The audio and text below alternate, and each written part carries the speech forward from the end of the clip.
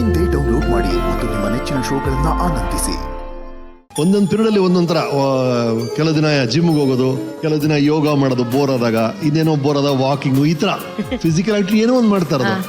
ಒಂದು ಪೀರಿಯಡ್ ಅಲ್ಲಿ ರೆಗ್ಯುಲರ್ ಆಗಿ ಅರ್ಲಿ ಮಾರ್ನಿಂಗ್ ವಾಕ್ ಹೋಗೋದು. ನಾನು ನಾಗತಿಯಲ್ಲಿ ಚಂದ್ರಶೇಖರ್ ಎವ್ರಿ ಡೇ ವಾಕ್, ಇಬ್ರು ಹತ್ರ ಇದೀವಿ.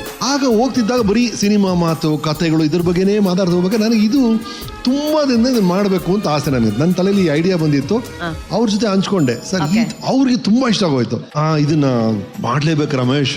ಅವ್ರಿಗೆ ಬಂದು ಈ ಮರಣ ಸಾವು ಅನ್ನೋದು ತುಂಬಾ ಕಾಡ್ತಿತ್ತು ಚಿಕ್ಕ ವಯಸ್ಸಿಂದ. ಅವ್ರ ಸ್ಕೂಟರ್ ಹಿಂದೆ ಎಲ್ಲ ಮರಣ ಅಂತೆಲ್ಲ ಬರ್ದಿಟ್ಟಿದ್ರು. ಅವ್ರಿಗೇನೋ ಒಂದು ಕನೆಕ್ಟ್ ಆಯ್ತು ಆ ಸ್ಟೋರಿ. ಅದನ್ನ ಪ್ರೊಡ್ಯೂಸರ್ ಹತ್ರ ಹೇಳಬೇಕು ಅಂತ ಫಸ್ಟ್ ನಾವು ಯಾರಿಗೆ ಹೇಳಿದ್ದು, HD ಕುಮಾರಸ್ವಾಮಿ ಅವ್ರಿಗೂ ಕತೆ ಹೇಳಿದ್ದೀನಿ, ನಾನೇ ಹೇಳಿದ್ದೀನಿ.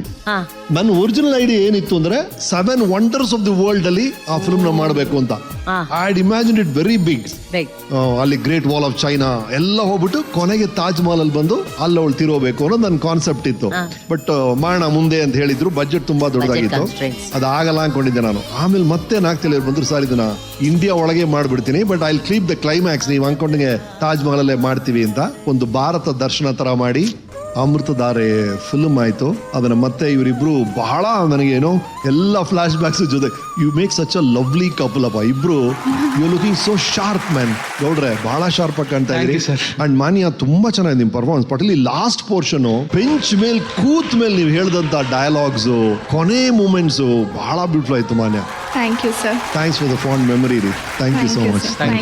Thank you Ramesh sir. ನಿಜವಾಗ್ಲೂ ಆ ಚಿತ್ರದಲ್ಲಿ ವೆರಿ ಸ್ಪೆಷಲ್ ಏನಂದ್ರೆ ರಮ್ಯಾ ಅವರು ಅಮಿತಾಬ್ ಸರ್ನ ಹೋಗಿ ಮೀಟ್ ಮಾಡೋದು. ಇಲ್ಲಿ ಮಾನ್ಯ ಅವರು ಕೂಡ ಅಮಿತಾಬ್ ಸರ್ ಅವ್ರನ್ನೇ ಮೀಟ್ ಮಾಡಿದ್ದು ಒಂದು ದೃಶ್ಯವನ್ನ ಕ್ರಿಯೇಟ್ ಮಾಡಿದ್ದಾರೆ. So let's welcome on stage junior Amitabh Bachchan ಅವರು, Syed sir, Syed Gulfam sir please. Hello sir, ನಮಸ್ಕಾರ. ಅನುಶ್ರೀ ಜಿ, ಅವ್ರು ನಡೆಯೋದಾಗಿರ್ಬೋದು, ಅವ್ರು ನಿಲ್ಲೋದಾಗಿರ್ಬೋದು, ಅವರ ಕೈ ಮೂವ್ಮೆಂಟ್ ಕೂಡ ಅಮಿತಾಬ್ ಸರ್ ತರನೇ ಫಾಲೋ ಮಾಡ್ತಾರೆ ಅವರು. ಏನ್ರಿ ರೀ, my god sir, Amit ji probably the biggest super star ever Indian ಸಿನಿಮಾಲಿ ಅಂದ್ರೆ ಅಮಿತ್ ಜಿ. ಅಂಡ್ ಅವರು ಮಾಡಿದಂತ ಪಾತ್ರಗಳು ಒಂದ್ ಕಡೆ, ಅದಾದ್ಮೇಲೆ ಅವ್ರು ಮೇಂಟೈನ್ ಮಾಡ್ತಾರೆ ಇವತ್ತುವರೆಗೂ ಆ ಸ್ಟಾರ್ಡಮ್ನ, ಆ ಡಿಗ್ನಿಟಿಯನ್ನು ಅಮಿತ್ ಜಿ ಬಿಟ್ಕೊಟ್ಟೇ ಇಲ್ಲ.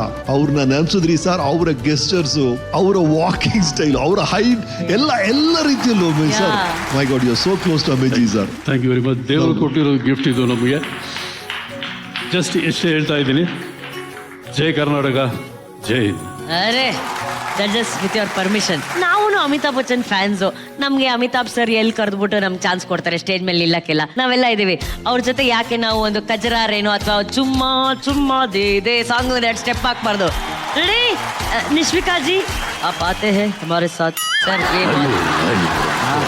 क्या बात है